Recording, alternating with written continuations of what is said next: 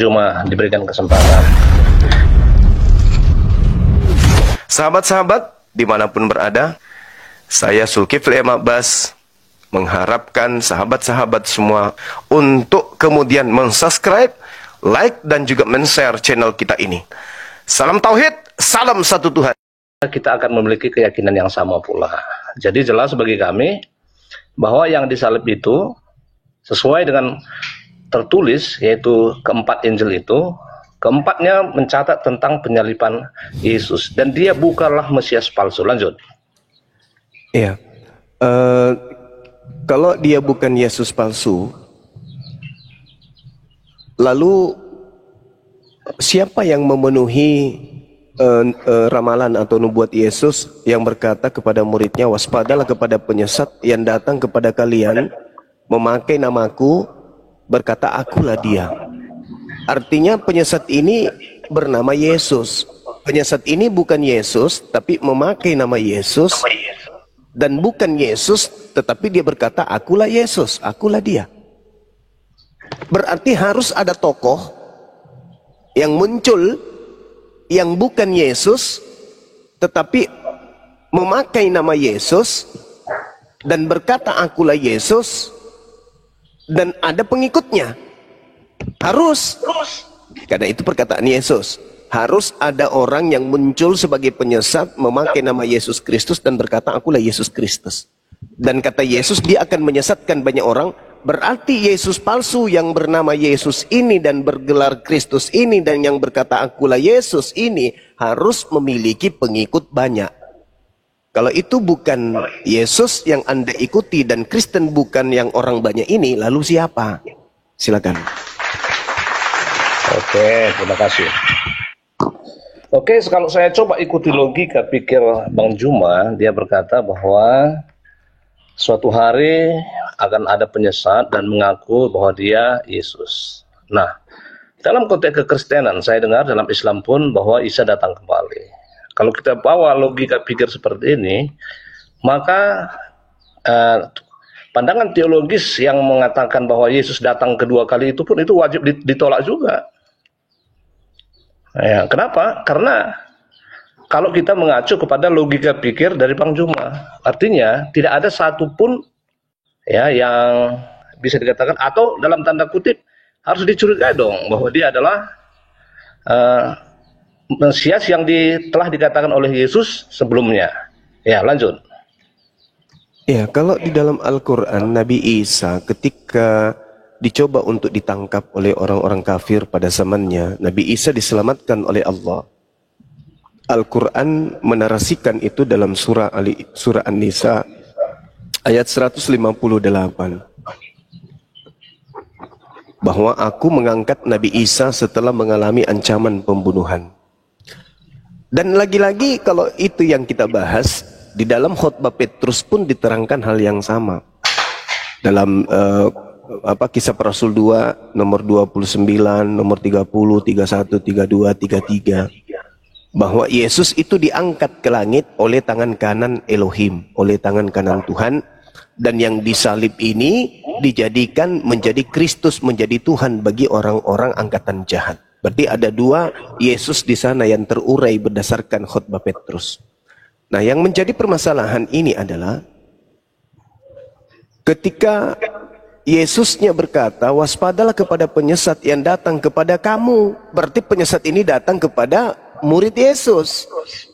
Berarti harus ada tokoh yang datang kepada murid Yesus yang mengaku Yesus. Dan ternyata itu palsu. Satu-satunya kandidat yang datang kepada murid Yesus yang mengaku Yesus adalah dia yang keluar dari kubur. Sebelum dia keluar dari kubur, mengalami penangkapan. Sebelum dia ditangkap, dia mengaku akulah Yesus, akulah dia. Di sini letaknya itu di situ. Karena kalau kita melihat di dalam khutbah Petrus, kisah para Rasul 2, Petrus menceritakan tentang nubuat Daud, bahwa anaknya, keturunannya, tunas Daud ini, jasadnya tidak mengalami kematian. jasadnya tidak ditinggalkan di alam kubur. Berarti nubuat ini harus tergenapi. Terangkat dia naik ke langit, tidak ditinggal di alam kubur, dan dia tidak mengalami kematian. Sedangkan ada yang mati. Yang mati inilah yang kemudian dilantik menjadi Tuhan oleh angkatan jahat, untuk angkatan jahat. Kan seperti itu. Maka saya katakan harus ada tokoh yang datang kepada murid Yesus yang mengaku Yesus. Siapa kandidat itu yang datang kepada murid Yesus mengaku Yesus? Contoh misalnya nih, contoh ketika dia datang lalu menampakkan diri, lalu diceritakan Markus 16 nomor 12, Yesus menampakkan diri kepada kedua murid tersebut dalam rupa yang lain. Nah, dari mana si Markus tahu kalau itu adalah Yesus dalam rupa lain? Ini pertanyaan yang serius. Berarti harus ada tokoh yang datang kepada murid Yesus yang mengaku Yesus. Nah, siapa tokoh itu? Silakan, Bu. Oke, terima kasih. Dari satu hal, saya pendapat dengan Bang Juma bahwa suatu hari nanti bahwa akan ada orang yang mengaku-ngaku Mesias, tapi sesungguhnya Mesias palsu. Tapi ketika kita mengarahkan Mesias palsu itu tentang Yesus yang kami imani disalib, yang dimana 4 Injil mencatat kepada itu, tentu saja ini bisa dikatakan teori pemaksaan. Ya, itu yang kami pahami. Ya, kalau Bang Juma memahami seperti itu silakan saja. Itu sebabnya kita berbeda. Ya, jadi kalau dibilang teori penyalipan, pembangkitan, semua itu adalah Mesias yang lain, menurut kami sungguh sangat tidak berdasar, hanya asumsi belaka. Silakan. Iya. Jadi saya kasih data. Lukas 21 nomor 8. Yesus berpesan kepada Yahudi agar waspada kepada Yesus palsu. Nah, sekarang Yesus yang datang kepada Kristen itu berbeda dengan Yesus yang datang kepada Yahudi. Kenapa? Yesus yang datang kepada Yahudi itu adalah hamba Tuhan. Dia adalah juru selamat untuk Yahudi. Dia yang taat beribadah kepada Tuhannya Yahudi. Dia yang menjaga hukum Tauratnya Yahudi. Dia yang mengajarkan dirinya hanya untuk orang Yahudi. Dia yang melarang murid-muridnya kepada non-Yahudi. Sedangkan Yesus yang ada di Kristen adalah Yesus yang berbeda. Yesus yang ada di Yahudi adalah Yesus yang mati digantung terkutuk. Kemudian Yesus yang mengaku akulah dia. Yesus yang mengajarkan kepadaku telah diberi kuasa baik langit maupun di bumi. Banyak kali perbedaan-perbedaan antara Yesus yang datang ke tengah-tengah Bani Israel dengan Yesus yang datang kepada orang Kristen. Yesus yang datang kepada orang Kristen adalah Yesus yang keluar dari kubur. Berarti dia mengalami kematian. Sedangkan Yesus yang datang kepada Bani Israel, ketika dikatakan kemudian di dalam khotbah Petrus, jasadnya tidak mengalami kematian. Itu. Kemudian dia tidak ditinggal di dunia orang mati. Kemudian Yesus yang ada di tengah-tengah Yahudi berkata dalam Yohanes 12:14, Yohanes 12 nomor 30, Yohanes 14 nomor 31. Itu dikatakan bahwasanya iblis tidak berkuasa kepadaku sedikit pun, kata Yesus. Sedangkan yang disalib ini adalah Yesus yang berhasil iblis salibkan melalui pengkhianatan Yudas dan melalui upaya-upaya orang Yahudi imam kepala membuat kesaksian-kesaksian palsu. Berarti yang disalibkan dengan yang berbicara kepada Bani Israel adalah dua Yesus yang berbeda. Silakan. Oke, terima kasih. Bang Juma kelihatan mendikotomikan Yesus itu sendiri. Ya, dikatakan tadi bahwa Yesus kepada bangsa Israel beda dengan Yesus kepada orang Kristen. Pertanyaannya adalah, 12 murid Yesus itu orang Israel tidak ya kira-kira? Yang kasih Bang Juma. Tapi kami yakini mereka semua adalah orang Israel. Dia tidak memanggil orang Arab, dia tidak memanggil orang Asia lain.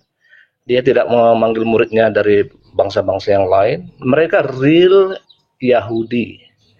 Nah, jadi saya malah bingung dari mana Bang Juma buat pernyataan bahwa beda begitu. Dasarnya apa? Jelas bahwa murid-muridnya itu semua adalah orang-orang Yahudi. Lanjut. Iya, murid Yesus orang Yahudi memang, karena Yesus untuk mereka. Memang Yesus untuk mereka orang Yahudi. Yang bermasalah ini Kristen. Kan Kristen bukan Yahudi. Orang-orang Yahudi, sudah saya katakan tadi, mendapatkan pesan dari Yesus Yahudi. Yesus Yahudi untuk Yahudi. Matius 15:24, aku diutus hanya kepada Yahudi. Sedangkan Kristen bukan Yahudi.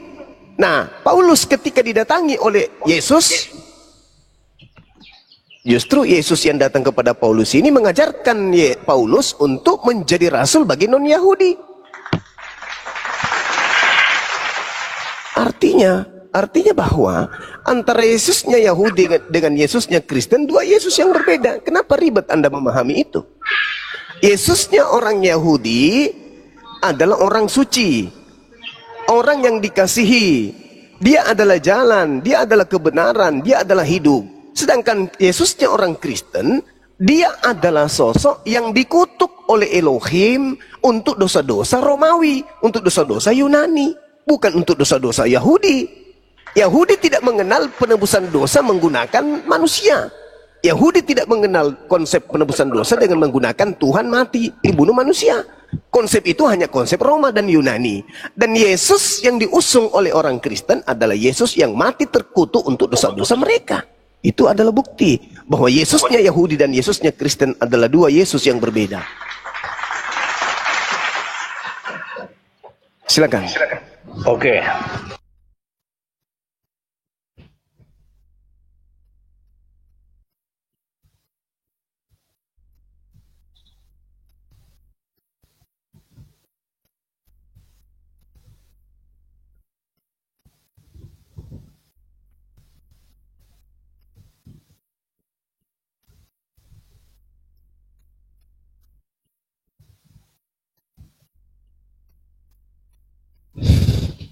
Tidak ada suaranya atau saya yang tidak ada suaranya? Atau berfirman, berbicara dalam hati? Oke, udah bisa? Iya, silakan. Oke. Tadi kena mute nggak tahu tadi ya. Ya, saya lanjutkan. Tadi Bang Juma kalau tidak salah mengutip Injil Matius tentang pengutusan Yesus khusus kepada bangsa Israel atau Yahudi. Ya.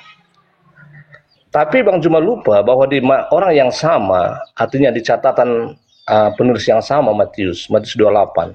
Di situ dikatakan, pergilah ke seluruh dunia. Beritakanlah Injil kepada segala makhluk. Untuk memahami pernyataan itu, kita tidak bisa mencomot satu ayat baru menyimpulkannya. Artinya, kalau kami, dari sudut pandang kami, selama Yesus hidup, memang dia diutus kepada bangsa Yahudi, tetapi berita tentang keselamatan itu harus disampaikan kepada seluruh makhluk. Silakan. Iya, Anda membawa narasi Yesus yang berbeda. Yesus yang dituliskan oleh penulis Matius di Matius 28 dengan Yesus yang diceritakan kemudian oleh Matius yang sama di Matius 15, itu adalah Yesus yang berbeda, tapi dirangkum menjadi satu oleh penulis. Dan itu hanya bisa dipahami jika saudara-saudara Kristen menggunakan data logika sehat. Yesusnya menceritakan agar waspada kepada Yesus yang lain. Nah, ada Yesus yang lain itu diuraikan juga di dalam kitab saudara sendiri. Yesusnya mengatakan, aku diutus hanya kepada domba yang hilang dari umat Israel. Kemudian, setelah berjalannya waktu, muncul juga pengakuan ada Yesus yang mengaku diutus kepada seluruh makhluk. Tapi kalau Anda memahaminya dengan jujur, sebenarnya Yesus ketika dipaksakan bahwa dia adalah Yesus yang sama yang ada di dalam kitab saudara, jelas sekali, jadikanlah seluruh bangsa menjadi murid, bukan menjadi hamba. Itu yang pertama. Beritakanlah kemudian, sampaikanlah kepada seluruh makhluk apa yang kemudian harus Dan ajarlah mereka melakukan segala sesuatu yang kuperintahkan kepada mereka. Di data Matius 28 nomor 20 inilah bukti bahwa Yesus yang datang kepada Kristen dan Yesus yang datang kepada Bani Israel itu adalah Yesus yang berbeda. Yesus yang datang kepada orang Kristen diajarkan, ajarkanlah melakukan segala sesuatu yang kuperintahkan kepadamu. Nah, mana perintah Yesusnya untuk masuk ke gereja hari Minggu? Nggak ada kan? Dari Yesus anak Maria, nggak ada kan? Tetapi kalau Yesus yang datang kepada orang Kristen, ada perintahnya ibadah kepada hari Minggu. Di mana perintahnya itu? Ya dalam bisikan-bisikan kepada mereka, orang-orang Kristen ini. Bapak-bapak gereja awal mula mendapat bisikan dari Yesus Kristus itu yang berupa makhluk roh. Kau adakan ibadah Minggu. Karena tidak mungkin mereka melakukan ibadah Minggu kalau tidak ada mendapatkan bisikan dari roh yang datang kepada orang Kristen pada awal mula. Ajarlah mereka melakukan segala sesuatu yang kuperintahkan kepadamu. Ada Minggu, berarti ada yang memerintahkan ibadah Minggu. Siapa dia? Itulah Yesus yang datang dalam bentuk roh kepada orang-orang Kristen awal mula. Karena kalau berarti Kristen sedunia harus mengakui ibadah Minggu adalah karangan belaka, atau itu bimbingan roh. Antara bimbingan roh atau itu karangan. Kalau dia bimbingan roh, maaf, Yesus tidak pernah membimbing ibadah Minggu. Yesus yang asli. Berarti Yesus yang membimbing ibadah Minggu, sudah jelas dua Yesus yang berbeda. Karena selalu Kristen ini selalu mengandalkan kami punya Roh Kudus, kami punya Roh Kudus, kami punya Roh Kudus. Nah, ini yang harus dicari, Roh Kudus mana yang mengajarkan ibadah Minggu? Roh Kudus mana yang mengajarkan makan babi? Roh Kudus mana yang mengajarkan anak Maria? Tidak ada itu. Yesus tidak pernah mengajarkan hal tersebut. Roh yang dimaksud oleh saudara Kristen adalah dia yang mengaku Yesus Kristus kepada orang Kristen. Itu kesimpulannya, Bung.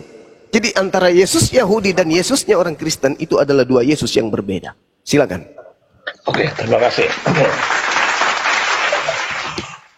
Tadi sebenarnya sudah saya jelaskan bahwa penulis yang sama memberikan perintah juga kepada segala, perintahkan Injil kepada segala makhluk. Namun Bang Juma berkata itu pasti yang terakhir itu palsu. Ya silakan saja kalau Anda mengatakan seperti itu. Hanya karena tertulis dia Tuhan itu diutus kepada Bani Israel. Saya pernah dengar tentang konteks Tuhan yang disembah oleh saudara-saudaraku Muslim, bahwa dia juga adalah Tuhan negeri Mekah begitu.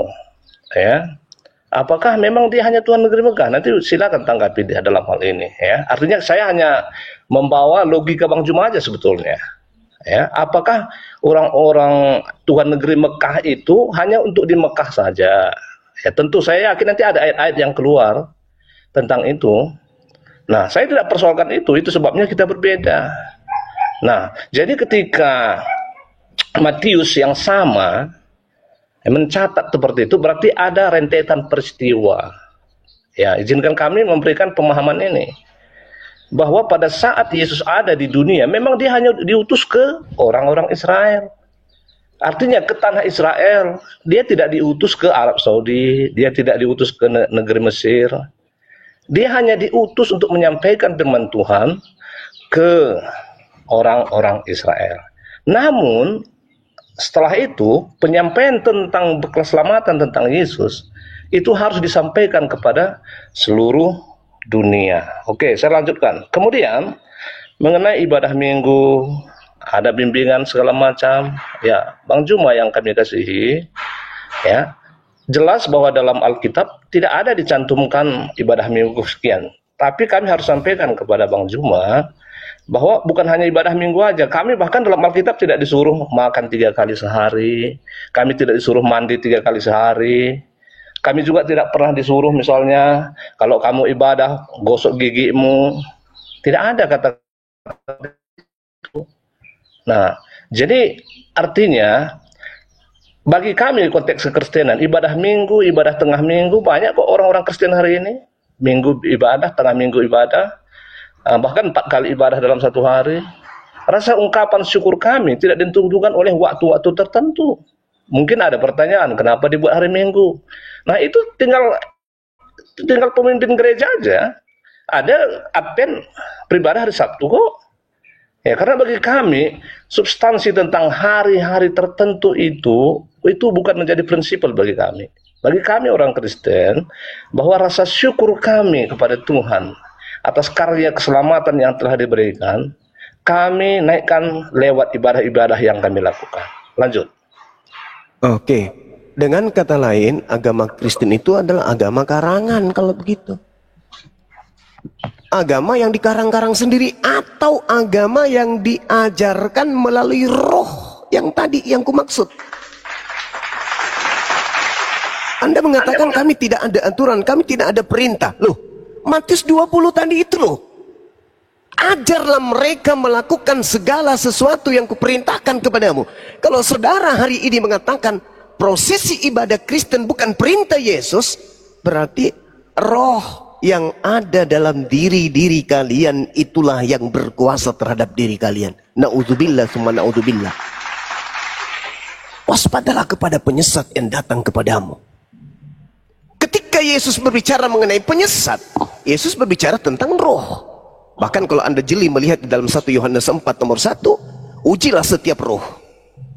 Coba. Yang membisikkan Anda untuk ibadah minggu bukan Yesus, Anda akui sendiri. Yang membisikkan Anda untuk makan babi bukan Yesus, Anda akui sendiri. Yang Anda katakan bahwa menyembah Yesus bukan bisikan Yesus, Anda akui sendiri. Tidak ada dalam Kristen makan 3 kali, sikat gigi 3 kali. Tidak ada dari Yesus. Berarti prosesi baku yang kalian lakukan Natalan, nyembah Yesus itu dari mana? Tentu dari roh. Saudara, sekali-kali Anda berselancar untuk memahami Bible itu sendiri. Saya bukan sedang mengajari, saya hanya memberikan edukasi.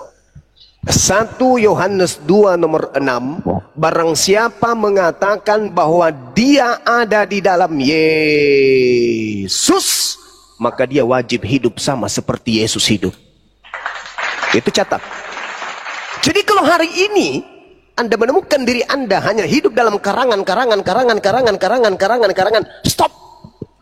Tinggalkan kebodohan itu. Anda harus hidup sama seperti Yesus hidup. Wajib hukumnya. Karena itu dalil. 1 Yohanes 2 nomor 6, barang siapa yang mengaku dirinya ada dalam Yesus Kristus, maka dia wajib hidup sama seperti Yesus hidup. Itu dalil, Bung. Jadi kalau hari ini saya mengatakan Yesusnya Kristen dan Yesusnya Yahudi itu berbeda, memang berbeda. Yesusnya orang Yahudi mengajarkan wajib hidup sama seperti dirinya. Yohanes 12 nomor 14. Yohanes 14 nomor 12, sorry. Yohanes 14, Yesusnya memberikan kepada ultimatum kepada dunia. Yohanes 14 nomor 31. Dunia harus tahu bahwa aku Yesus senantiasa mengasihi Bapa dan aku senantiasa melakukan apa yang diperintahkan Bapa kepadaku. Bahkan Yesus menutup nih. Yohanes 10 nomor 27. Aku mengenal pengikutku. Pengikutku mengenal aku. Mereka mendengarkan suaraku. Dan mereka mengikuti aku. Jadi kalau Yesus mencerminkan sebagai seorang Yudaism yang taat, pengikutku harus sama seperti aku. Lah, saya tanya, siapa yang mengajarkan kalian ibadah minggu? Oh, memang nggak ada katanya. Berarti roh yang ada pada diri kalian itulah yang membimbing kalian menjauh dari ajaran Yesus yang asli. Oke, saudara. Sekali lagi saya katakan kepada saudara, saya tekankan, menurut pendalaman materi yang ada dalam Bible itu sendiri, Yesus itu ada 2. Kata Yesus, apakah betul? Ya. Apa kata Yesus? Matius 24 nomor 24. Sebab Yesus palsu, Mesias palsu, Kristus palsu akan datang dan akan melakukan banyak mujizat dan kekuatan-kekuatan yang dahsyat sehingga dia menyesatkan orang-orang pilihan juga. Sekiranya mungkin dia juga menyesatkan orang-orang pilihan. Maksudnya murid-murid Yesus pun akan disesatkan. Apalagi orang-orang Kristen yang hidup di 2000 tahun setelah itu. Jadi sederhana. Di awal tadi saya mengatakan, Yesus berkata kepada muridnya, waspadalah kepada penyesat yang datang kepadamu dengan memakai nama Yesus dan berkata, akulah Yesus. Dia akan menyesatkan banyak orang. Hari ini Kristen mengikuti oknum yang mengaku Yesus. Coba Anda lihat di dalam Matius 28 nomor 18. Dia bangkit pada hari Minggu, lalu kemudian menampakkan diri kepada murid-murid Yesus yang asli. Di antara mereka ada yang ragu, ada yang tidak percaya. Lalu dia mengatakan apa? Kepadaku telah diberi kuasa langit dan bumi. Pergilah ke seluruh bangsa, jadikanlah seluruh bangsa menjadi pengikutku. Ajarlah mereka melakukan segala sesuatu yang kuperintahkan kepadamu. Mana perintahnya ibadah minggu? Enggak ada. Kenapa Kristen melakukan perintah ibadah minggu? Karena ada yang membisikkan mereka untuk ibadah di hari minggu. Siapa itu? Yesus yang asli? Bukan. Yesus yang asli pun diakui tidak ada perintahnya. Berarti yang mengajarkan kalian untuk melakukan ibadah minggu adalah makhluk roh yang bertengger di dalam diri kalian, yang kalian sebut dengan Roh Kudus itu. Silakan. Oke, terima kasih. Maaf Bang Juma, sekali lagi saya bantah bahwa siapa yang menyuruh ibadah minggu bisikan roh, itu pendapat Bang Juma, silakan. Tapi saya sebagai orang Kristen tidak ada mengenal istilah kami beribadah minggu karena bisikan roh. Nah, itu ya kami lakukan. Tadi saya katakan, substansi orang Kristen itu bukan fokus kepada syariat-syariat A, B, C, D. Ya, seperti yang saya katakan tadi. Masuk kamar mandi, ya harus kaki kiri. Kalau berdoa, harus cuci ini, cuci itu. Orang Kristen itu, inti dari perintah Yesus itu adalah mewartakan bahwa Yesus adalah juru selamat. Bahwa Yesus itu adalah karunia Tuhan. Bahwa dunia ini butuh Yesus. Nah, inti kekristenan itu gak ribet. Kekristenan itu sederhana sekali. Bahwa Yesus yang kami terima itu wajib kami beritakan, termasuk dalam room ini. Kalau Anda tidak mau sependapat, nggak masalah. Itu membuat kita ada diskusi pada hari ini. Nah, tetapi sederhananya seperti itu Bang Juma, ya, bahwa saya tidak berkata ini bisikan roh, tidak. Orang-orang Kristen yang serta pengetahuan saya, kenapa beribadah minggu itu semua bukan soal bisikan roh, tapi soal tafsiran saja. Karena para rasul-rasul memecah-mecah roti pada hari Minggu, hari pertama minggu itu, ya. Jadi hari ketujuh itu adalah hari Sabat atau Sabtu. Hari pertama itu adalah memecah-mecah roti. Sehingga bapak-bapak gereja mengambil keputusan Yesus bangkit pada hari Minggu, maka dialah kebangkitan. Dialah kebangkitan dan hidup. Ya, kita rayakan kebangkitan itu. Sebab Yesus kalau tidak dibangkitkan, kepercayaan kami sia-sia. Kalau dia hanya di kuburan saja sampai hari ini, nggak ada artinya kekristenan. Justru karena Yesus itu bangkit, maka seluruh manusia juga akan dibangkitkan. Karena Yesus itu memberikan jalan. Dia datang dari surga. Dia berjanji memberikan tempat bagi kami. Bahkan suatu hari akan datang, ya, dan menyediakan tempat bagi kami. Syaratnya sederhana, percayakah engkau akan itu, kata Yesus.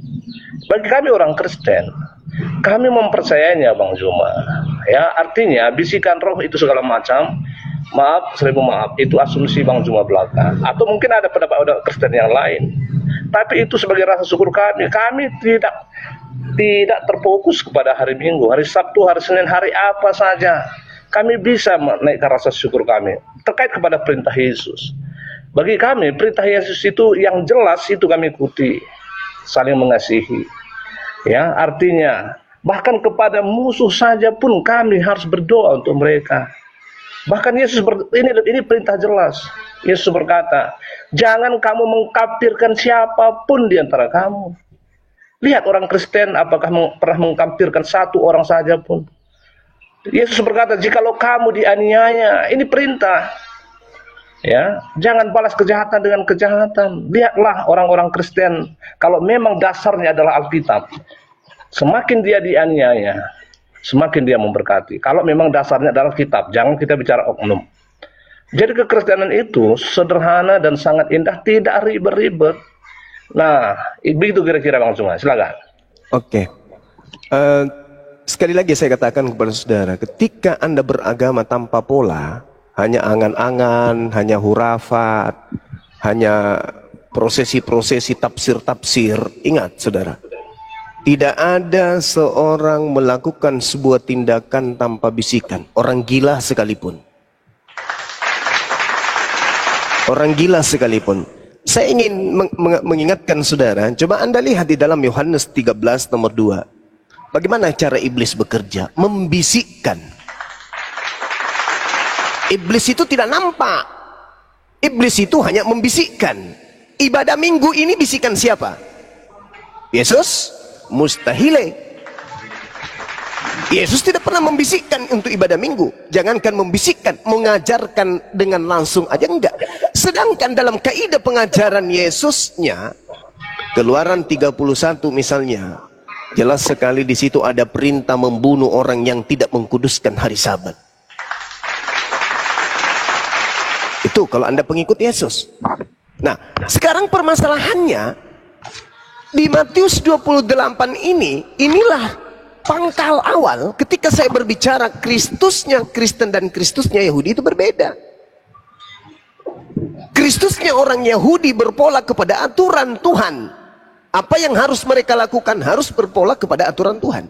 Bukan bisikan-bisikan, bukan tafsiran-tafsiran. Yesus melakukan satu prosesi ibadah dan mengajarkan kurikulum ajarannya kepada muridnya berdasarkan aturan Tuhan.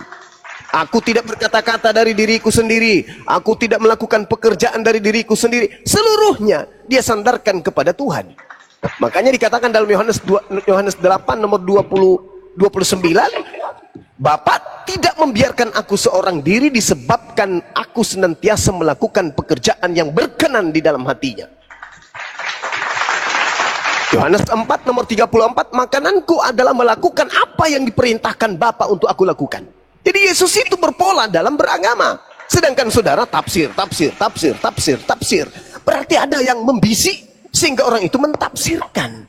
Cara kerja iblis dalam Bible sama seperti dalam Al-Quran. Membisikkan. Yohanes 13 nomor 2. Minal jinnati wan nas. Jadi pembisik-pembisik itu dari jin dan manusia. Dari golongan iblis dan dari golongan manusia. Nah saudara, ketika Anda melihat kekristenan saudara, Yesus mengatakan di dalam Yohanes 16 nomor 12, masih banyak hal yang ingin aku ajarkan kepadamu, tapi kamu belum sanggup untuk menanggungnya. Tetapi ketika ia datang, yaitu roh kebenaran, dialah yang akan membimbing kamu ke dalam setiap kebenaran. Nah sekarang kebenaran apa yang ditorehkan dengan ibadah minggu itu? Yesusnya mengajarkan di dalam Matius 5 nomor 19, barang siapa yang meniadakan ibadah Sabat lalu mengajarkan kepada orang lain, maka dia akan menempati tempat terhina dalam kerajaan langit. Sebelum langit dan bumi lenyap, kata Yesus, maka Sabat tidak bisa dihilangkan sedikit pun. Lukas 16 nomor 17. Jadi bagaimana mungkin kemudian bisa berubah menjadi hari Minggu kalau tidak ada yang membisikkan? Maka pembisik ini adalah sibilisis ini. Yesusnya mengajarkan kepada Bani Israel agar mereka melakukan apa yang Yesus lakukan. Jika engkau mengasihi aku, kata Yesus, Yohanes 14 nomor 12, maka engkau akan melakukan pekerjaan-pekerjaan yang aku lakukan. Adakah Yesus ibadah minggu? Enggak ada. Jangan lakukan. Itu kata Yesus. Tetapi sang pembisik datang dan ajarlah mereka melakukan segala sesuatu yang kuperintahkan kepadamu. Berarti ada yang memerintahkan orang Kristen ibadah minggu. Bukan gak ada, ada. Seperti Yudas ketika dirasuki kemudian dalam Yohanes 13, ada yang merasukinya, membisikkannya. Sehingga dia punya rencana untuk berkhianat kepada Yesus.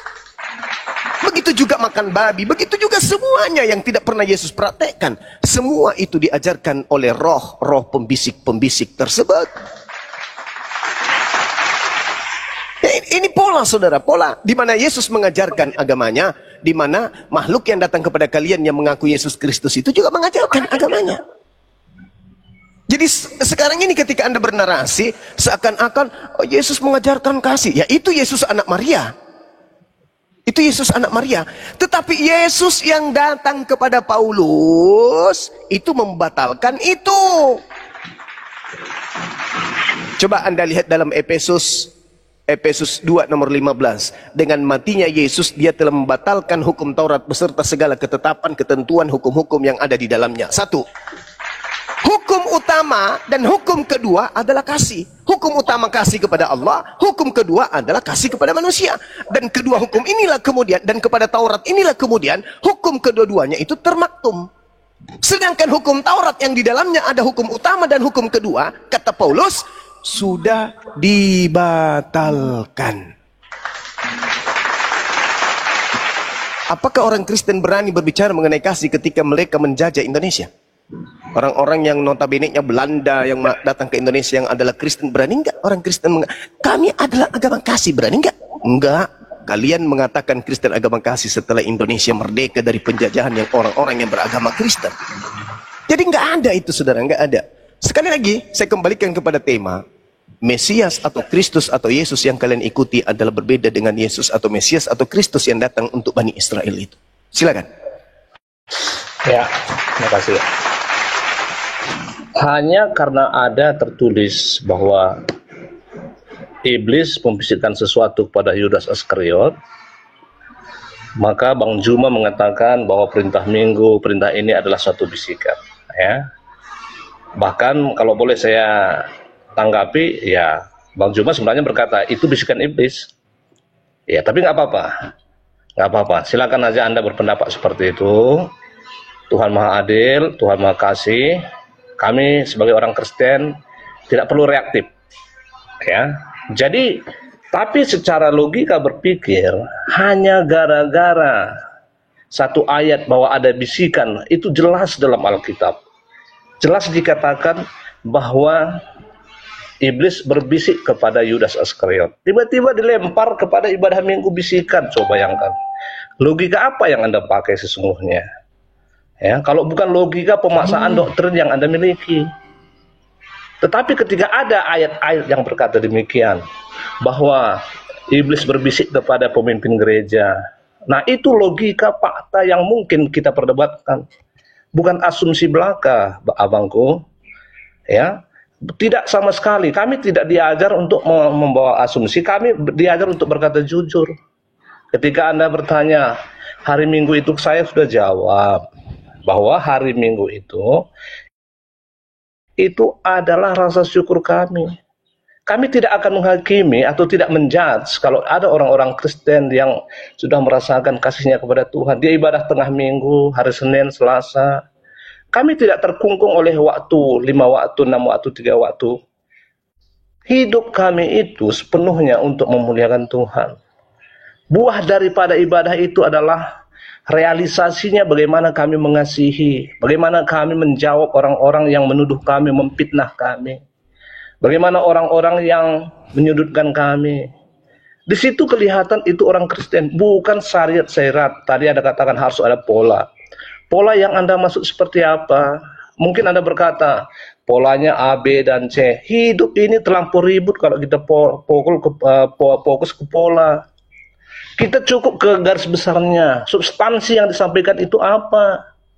Sehingga bagi orang Kristen, walaupun misalnya dia tidak dikhususkan misalnya harus berwudu pada hari Minggu, kami tahu bahwa untuk beribadah itu harus memberikan yang terbaik kepada Tuhan, mulai dari pakaian kami, mulai dari penampilan kami. Kalau memang benar-benar orang Kristen, kami tidak perlu ada bisikan-bisikan seperti itu, abangku.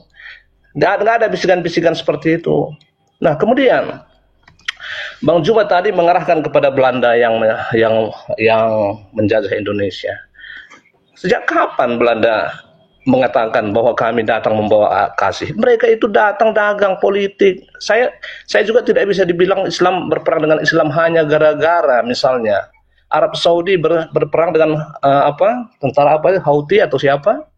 Ya, Afghanistan dengan ini saya tidak katakan. Saya tidak masuk ke dalam konsep itu. Ya. Kita mari fair-fair saja. Kalau pernah Belanda menjajah Indonesia, toh buktinya orang Kristen sendiri banyak yang gugur, saudaraku.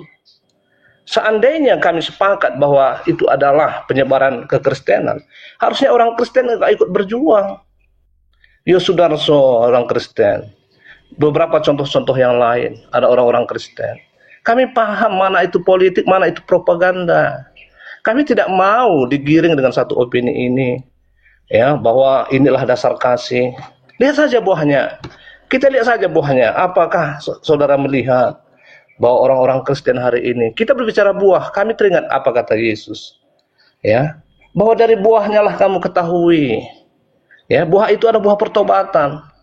Kami tidak peduli, bahkan banyak pendeta juga yang bejat, sama seperti banyak kata kiai atau santri-santri di pesantren sana, tapi kami tidak katakan itu Islam. Itu adalah oknum. Ya, tapi lihat apa dasar kami melakukan sesuatu. Lihat buah yang kami lakukan. Apakah kami benar-benar mencerminkan? Kita mungkin bisa bicara teori A, B, C, ajaran ini, kepalsuan ini. Kekristenan sederhana, lihat aja buah yang dihasilkan. Silakan Bang Juma. Iya, buahnya ya ibadah minggu, makan babi, makan anjing, makan segala binatang-binatang yang diharamkan dalam firman Tuhan. Itu buahnya Kristen. Kalau Anda melihat buahnya, ya lihat Belanda. Menjajah, merampas, memperbudak. Ya itu buah. Ya, yang Anda maksud buah itu apa? Karena di Indonesia sudah merdeka. Selamat pagi ya bro. Itu buahnya. Oh no. Ingat saudara, di dalam kitab yang Anda imani sebagai kitab suci, ya, diterangkan di dalam pengajaran Yesus, apabila kamu melihat pembinasa keji berdiri di tempat yang kudus menurut firman yang disampaikan oleh Nabi Daniel. Jadi orang belajar Kristolog itu bukan hanya cuap-cuap. Kita harus mengkaji Kristen secara mendalam, memahami Bible secara mendalam. Antara unsur lain dengan unsur yang satu harus kita kaitkan. Bukan cuma menolak, bukan hanya kemudian berasumsi, hanya pamer, kasih, tapi hoax. Yesus yang berkata kepada muridnya, jadi apabila kamu melihat pembinasa keji berdiri di tempat suci menurut firman yang disampaikan oleh Nabi Daniel. Apa kata Nabi Daniel tentang pembinasa keji ini? Silakan Anda baca Daniel 7 nomor 25. Dia pembinasa keji akan mengucapkan perkataan yang menentang yang maha tinggi. Itu dulu. Jadi kalau ada agama yang bertentangan dengan perkataan-perkataan yang maha tinggi, itu adalah ajaran sang pembinasa keji. Bukan karena dia dipoles oleh kasih, lantas kemudian pembinasaan yang dilakukan secara terstruktur itu hilang. Enggak. Dia akan mengajarkan kemudian orang melawan, menentang perkataan-perkataan sang yang maha tinggi, dan menganiaya orang-orang kudus milik yang maha tinggi, dan berusaha mengubah waktu, mengubah hukum, memutarbalikkan kemudian apa yang maha tinggi ucapkan, firmankan. Makanya saya mengatakan kepada saudara, Yesus yang datang kepada Bani Israel mengukuhkan apa yang diperintahkan oleh Tuhan kepada Bani Israel untuk dijalankan. Matius 23 nomor 1. Jangan kau mengikuti orang-orang Farisi, orang-orang Yahudi. Mereka telah menduduki kursi Musa, tetapi mereka tidak mempraktekkan apa yang diperintahkan Tuhan kepada mereka. Jangan kamu ikuti. Berarti harus dipraktekkan. Nah, sekarang kalau dikatakan oleh Yesus, sang pembinasa keji ini memutarbalikkan kemudian firman Tuhan seperti yang dinubuatkan oleh Nabi Daniel. Coba Anda lihat bagaimana saudara Paulus ini mengajak kalian untuk meninggalkan apa yang maha tinggi firmankan. Karena itu janganlah kamu biarkan orang menghukum kamu mengenai makanan, minuman, atau mengenai hari raya dan seterusnya. Jadi Paulus mengajarkan untuk meninggalkan segala sesuatu yang menjadi ketetapan yang maha tinggi. Sang pembinasa keji duduk di tempat yang suci. Dari mana ilmunya? Dari bisikan roh yang tadi, kawan. Sedangkan Tuhan mengatakan di dalam kitabnya orang Yahudi, Amsal 3 nomor 5, percayalah kepada Tuhan dengan segenap hatimu. Jangan bersandar kepada pengertianmu sendiri. Ibadah minggu ini firman Tuhan enggak? Bukan, itu pengertian sendiri. Kalau firman Tuhannya hari apa? Hari Sabtu. Siapa yang mengantarkan kalian ibadah minggu? Sampai kompak seperti itu. Ya bisikan, makhluk roh yang menghantarkan kalian sepakat untuk ibadah minggu. Sementara Tuhannya memerintahkan hari Sabtu. Coba, nggak usah terlalu jauh. Nggak usah bertele-tele kita untuk berdiskusi terlalu jauh hal ini. Saya ingin tanya, saudara nih. Kalau kami umat Nabi Muhammad, datangnya Nabi Muhammad, fattabi'uni, kami mengikuti instruksi beliau. Apa yang diperintahkan oleh beliau, apa yang ditetapkan oleh beliau, apa yang menjadi keputusan beliau. Sebisa mungkin kami mengikuti beliau. Dalil di dalam kitab saudara, kalau Anda murni pengikut Yesus, 1 Yohanes 2 nomor 6, barang siapa yang mengaku dia berada dalam diri Yesus, dia berada dalam imannya kepada Yesus, maka dia wajib hidup sama seperti Yesus hidup. Sekarang saya ingin tanya, saudara El Tarigan, Yesus hidup ala Yahudi atau Yesus hidup ala Kristen? Jawab. Oke, nanti saya tahu itu juga. Tapi saya izinkan saya menanggapi narasi Juma yang sebelumnya. Oke. Oke, saya tanggapi dulu. Bang Juma mengutip ayat firman Tuhan Daniel 7:25 lalu menafsirkannya kepada Paulus. Ya, saya hargai itu. Ia akan mengucapkan perkataan yang menentang Yang Maha Tinggi dan akan menganiaya orang-orang kudus milik Yang Maha Tinggi. Ia berusaha untuk mengubah waktu dan hukum, dan mereka akan diserahkan ke dalam tangannya selama 1 masa, 2 masa, dan setengah masa. Kalau kita pelajari ayat ini, oke lah kita belajar hermeneutik, mencoba tafsir, ya. Kalau pandangan kami ini pandangan sangat liar, bukan liar saja, sangat liar. Liar dalam arti, ya. Kalau kita lihat, kita coba kata per kata, dan akan menganiaya orang-orang kudus milik Yang Maha Tinggi. Sejak kapan Paulus menganiaya orang? Dia justru yang teraniaya. Paulus itu sebelum dia bertobat, bisa saya lanjutkan? Tadi ada ketawa-ketawa nggak jelas itu. Dan tidak tahu apa yang diketahuinya. Oke, saya Paulus lanjutkan. penganiaya, Bung. Paulus bertobat dari menganiaya, bukan dari korupsi. Ya, dia sebelum bertobat, dia penganiaya. Pintar. Ya, lanjut. Ya, itu yang saya mau sampaikan. Nah, dia penganiaya, bahkan bisa dikatakan dia adalah salah satu orang yang paling mendukung untuk menganiaya murid-murid Yesus. Bahkan kalau saya pelajari dalam Paulus, dia seorang intelektual juga, sehingga sampai hari ini contohnya menggeruduk-geruduk rumah orang, dia mengambil surat-surat yang resmi dari pemerintahan, sehingga dia kelihatan legal. Dia seorang yang sangat pintar secara akademis. Nah, tapi apa yang terjadi setelah perjumpaannya dengan Yesus yang Anda katakan palsu itu? Kami itu yang saya katakan tadi, buahnya. Kalau dulu dia sebelum rasul, dia pembunuh, tapi setelah dia jadi rasul, dia tidak pernah membunuh satu orang pun. Dulu sebelum menjadi rasul, ya, banyak hal-hal yang seperti dikatakan, bahwa kalau dari segi hal-hal lahiriah, aku orangnya, tapi setelah aku mengenal Kristus, semua itu sampah bagiku. Nah, artinya dalam kehidupan Paulus, bahkan dalam pelayanannya, dia tidak pernah merampas. Dalam arti kata, dia tidak pernah berperang. Bahkan dia mencukupi segala kehidupannya. Bagi kami, ini yang disebut buah gitu. Daripada sekedar kita beda tafsir, beda pernyataan, beda kata. Ya, nggak ada kalau memang Anda mengacu kepada Daniel 7 ayat 25, lalu menghubungkannya kepada Paulus. Malah, maaf, 1000 maaf. Ya, saya dengar, kalau saya salah nanti, coba Anda koreksi. Muhammad justru yang kami tahu, bahkan sebelum dia jadi nabi, saya belum pernah mendengar dia pernah membunuh satu orang pun. Dia sebelum menjadi nabi, dia kawin satu orang, mengawini satu orang. Tapi setelah nabi, ya, kalau salah nanti silakan dikoreksi, bisa saja karena saya bukan orang Islam. Ya, bahwa seorang Rasulullah setelah dia menjadi nabi, justru dia berperang, tentu dengan alasan-alasan yang pasti Anda akan kemukakan nanti. Dia juga sebelum menjadi Rasulullah, ya, dia hanya memiliki satu istri, monogami. Tapi setelah jadi rasul, malah jadi banyak istrinya. Nah, jadi dalam hal demikian, kekristenan itu melihat buah yang dimaksud, buah pertobatan, apa yang dihasilkan. Apa yang dihasilkan orang itu. Kita tidak akan pernah habis dalam berbicara. Anda mengklaim tadi, Kristolog itu bukan main-main. Jelas, orang Kristen itu justru sekolahnya itu nggak bisa main-main. Kami tidak bisa, pendeta-pendeta kami tidak bisa hanya mengklaim hanya karena 1-2 ayat bisa jadi pendeta. Itu prosesnya begitu panjang, katekisisnya berapa panjang, pengujiannya berapa panjang.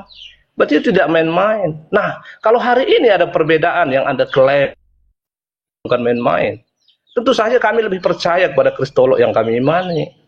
Nah, begitulah kira-kira Bang Juma, silakan. Jawaban Anda tentang 1 Yohanes 2 nomor 6 itu, jangan hindari. Apakah Yesus itu hidup ala Yudaism atau dia hidup ala Kristen? Yesus Silakan ulangi tadi. Maaf, saya tadi janji memang, tapi saya lupa tadi. Pertanyaan silakan lagi. Apakah Yesus itu hidup sebagai mempraktekkan hidupnya sebagai orang Yudaism atau sebagai orang Kristiani? Oke, saya jawab. Pertama, Yesus lahir sebagai orang Yahudi, artinya Alkitab mencatat tentang itu. Dia hidupnya pun mengikuti aturan-aturan Yahudi dalam keadaannya sebagai manusia, dan Yesus tidak pernah mengatakan tentang kekristenan selama hidupnya. Silakan.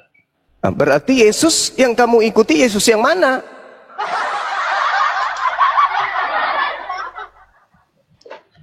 Ya. Yesus yang ada dalam Alkitab, Bung. Enggak, Yesus kan Anda sudah menjawab simpulnya kan? Yesus itu mempraktikkan hidup sebagai orang Yahudi. Anda hidup sebagai orang Kristen. Yang Anda ikuti siapa hidup sebagai orang Kristen? Sedangkan Yesus yang asli hidup sebagai orang Yahudi. Anda hidup sebagai orang Kristen. Yang Anda ikuti siapa? Oke, silakan. Yang kami ikuti bukan kehidupan lahiriah Yesus, tapi perintah-perintah Yesus. Lanjut. 1 Yohanes 2 nomor 6, dia wajib hidup sama seperti Yesus hidup. Yesus hidup sebagai orang Yahudi. Lah terus kenapa Anda tidak hidup sebagai orang Yahudi? Oke. Boleh saya jawab ya? Jadi kalau Anda mengacu pada ayat itu tanpa memahami konteks luasnya, maka kami bahkan harus jadi orang Yahudi dong. Nah, memang dalilnya begitu, wajib.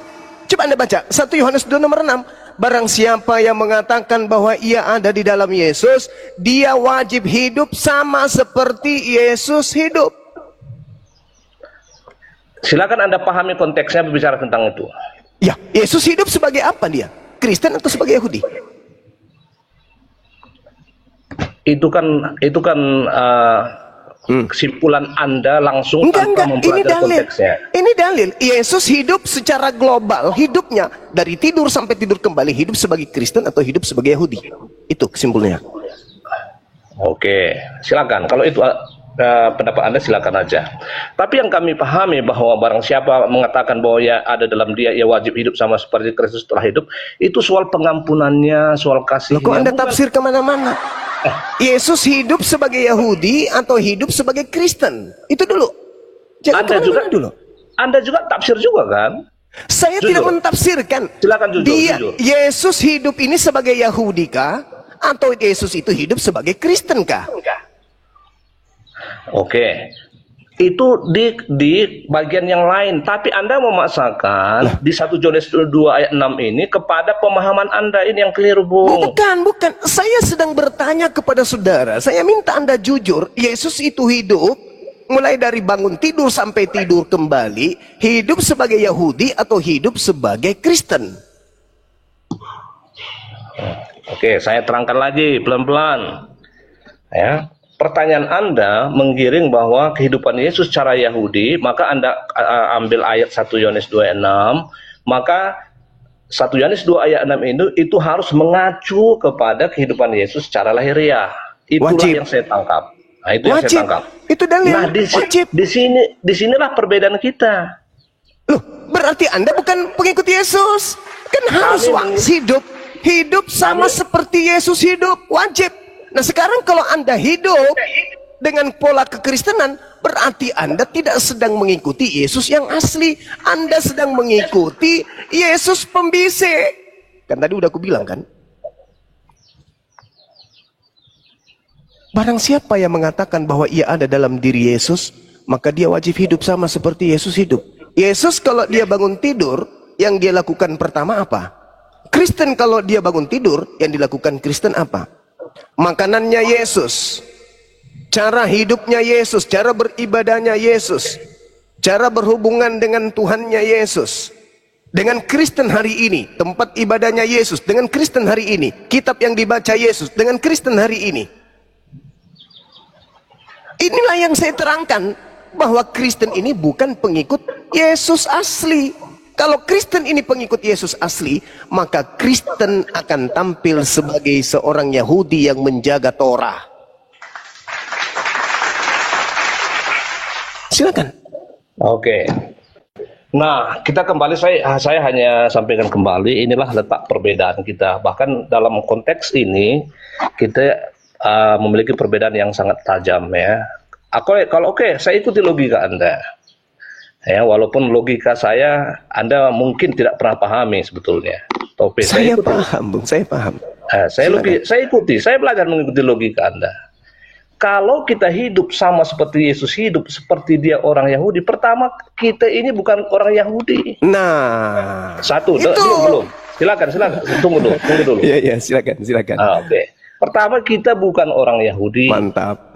Oke. Kedua, ya, kehidupan Yesus dalam dunia itu, kami tidak tahu dia jam makan jam berapa, dia minum jam berapa.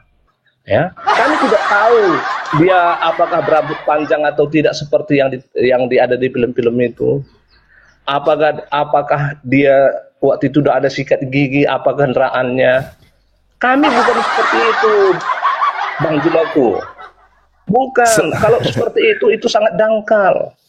Kami hanya lihat wajib sama seperti Yesus itu hidup itu. Konteks yang kami dapat jauh lebih mulia dari sekedar lahiriah seperti bahwa Yesus kami itu berarti Anda melampaui Yesus. Nah, Yesus kami mengajarkan mengasihi, bahkan musuh pun kami kasihi. Ini kewajiban, buktinya Yesus pada waktu disalib.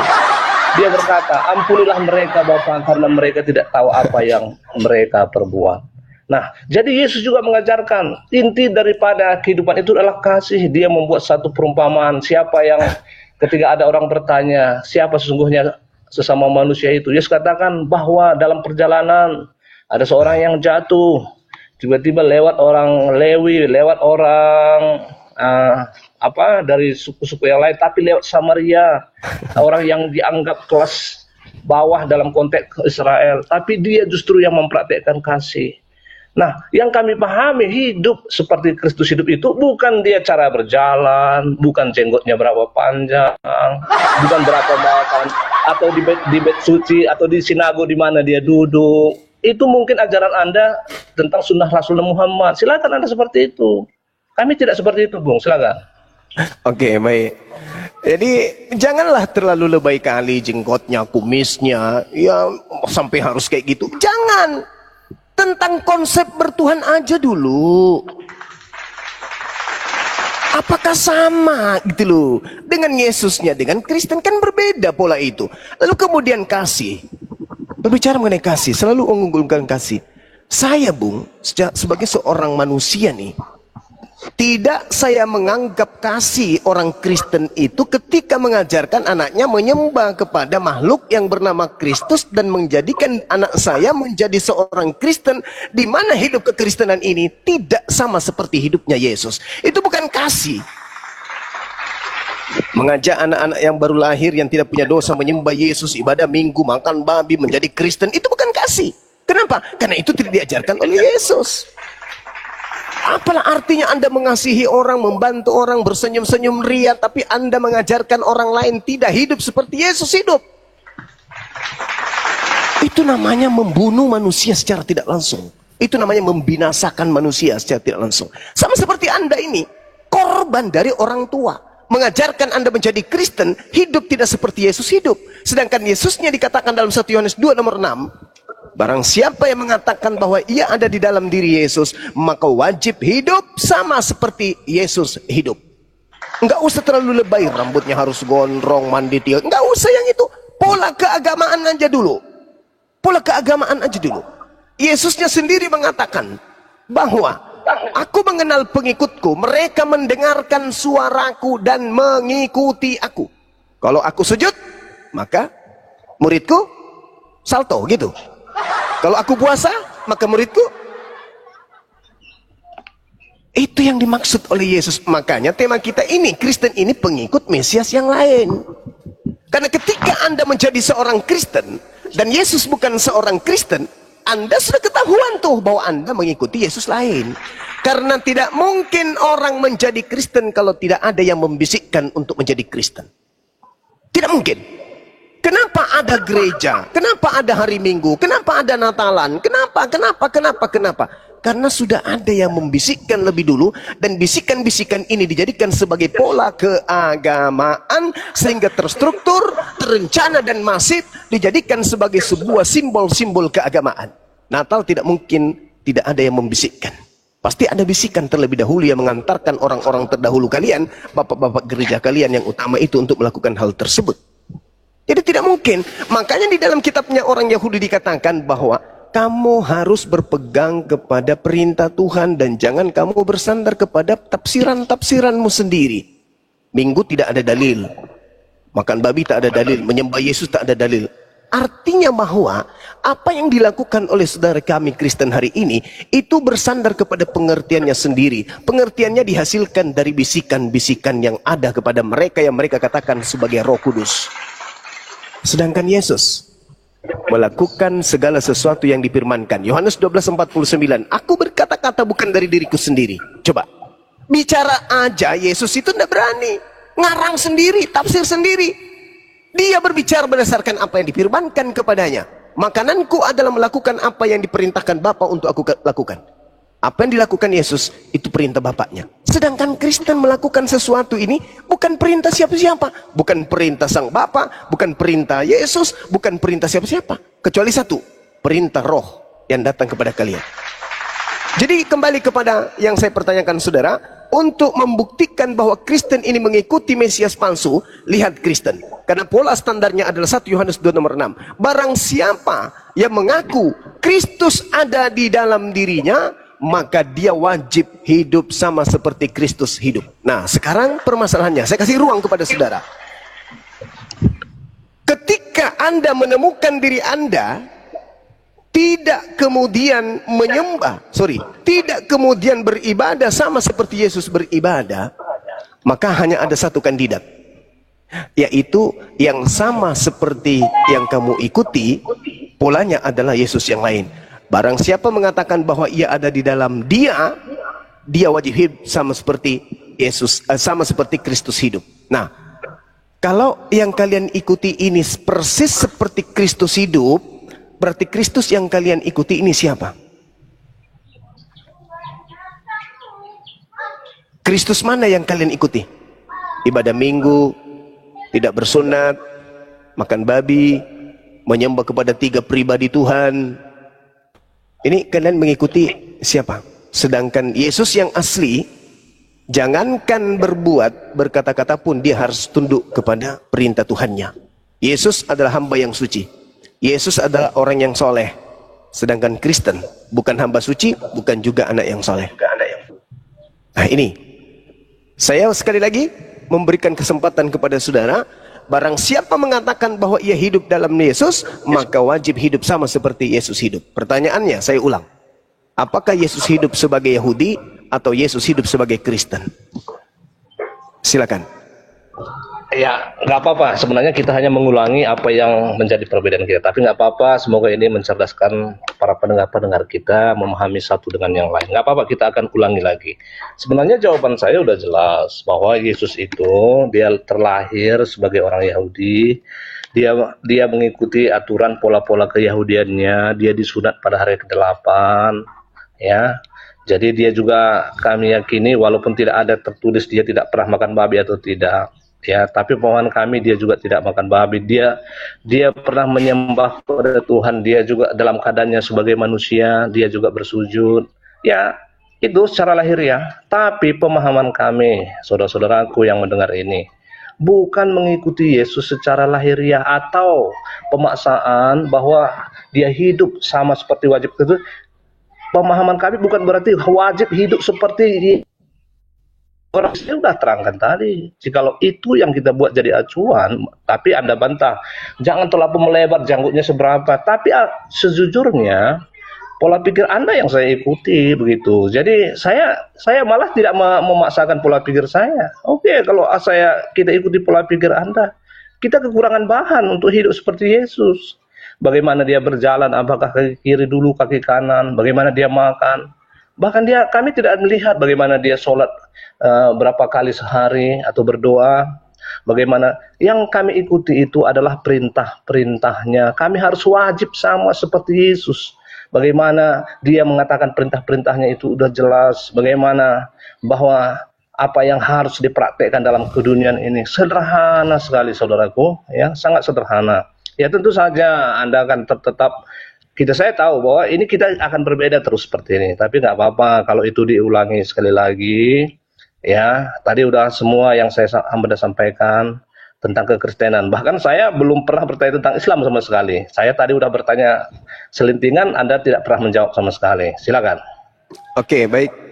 Jadi pada akhirnya setelah muncul keputusasaan, ternyata tidak mengikuti cara hidup Yesus, malah mencoba mengatakan apa yang diperintahkan Yesus itu yang kami lakukan. Justru itu yang saya minta jawabannya. Mana perintah Yesus ibadah minggu? Mana perintah Yesus menjadi Kristen? Mana perintah Yesus pelajari Bible perjanjian baru? Mana. Ternyata itu nggak ada sama sekali. Artinya bahwa Yesus ketika sebagai Yahudi, Yesus melakukan segala unsur kehidupannya sebagai manusia, tunduk berserah diri kepada apa yang diperintahkan oleh Sang Tuhan.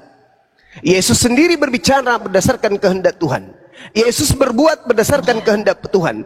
Apa yang Yesus lakukan selalu sesuai dengan kehendak Bapa. Kristen, jangankan kehendak Bapa, kehendak Yesus aja kagak.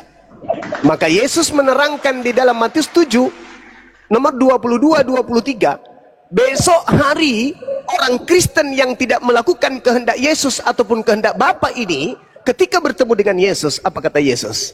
Enyahlah daripadaku wahai Kristen, aku tidak mengenal kalian, kalian semua adalah pembuat kejahatan. Itu finalnya. Kata Yesus, waspadalah kepada nabi-nabi palsu yang datang kepadamu dengan memakai nama yang menyamar seperti domba, padahal mereka adalah serigala yang buas. Dari buahnya kau dapat mengenal mereka. Apa buahnya? Tidak melakukan kehendak Bapa. Bagaimana mungkin Kristen bisa dikatakan melakukan kehendak Bapa, sedangkan melakukan kehendak Yesus aja kagak?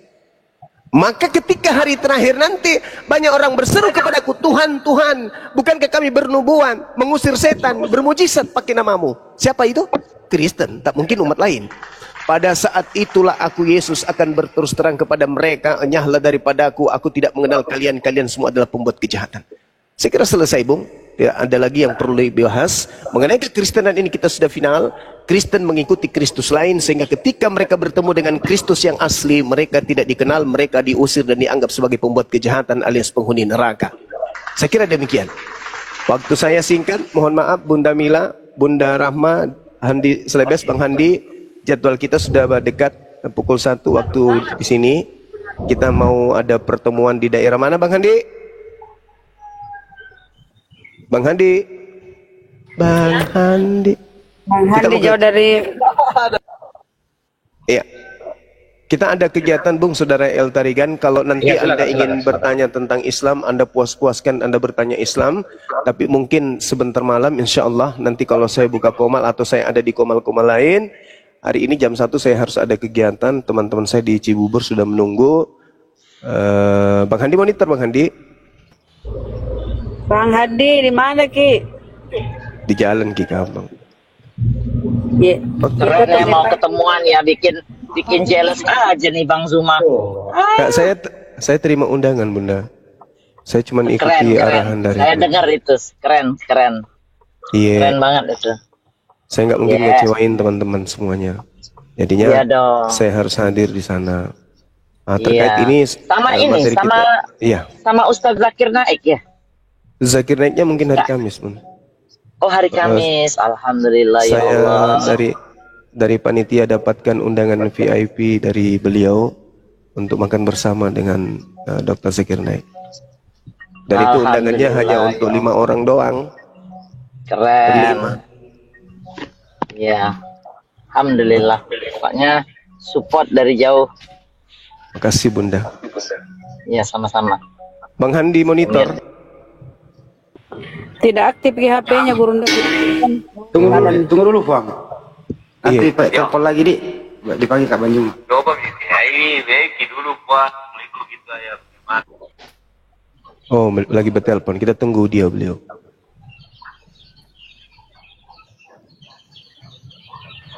Jadi begitu ya Bang Tarigan ya, sudah sangat jelas ya bahwa Anda menuhankan Kristus palsu. Diparkan dengan dalil yang sangat nyata, saudara ya. Teleponan Kak Banjung.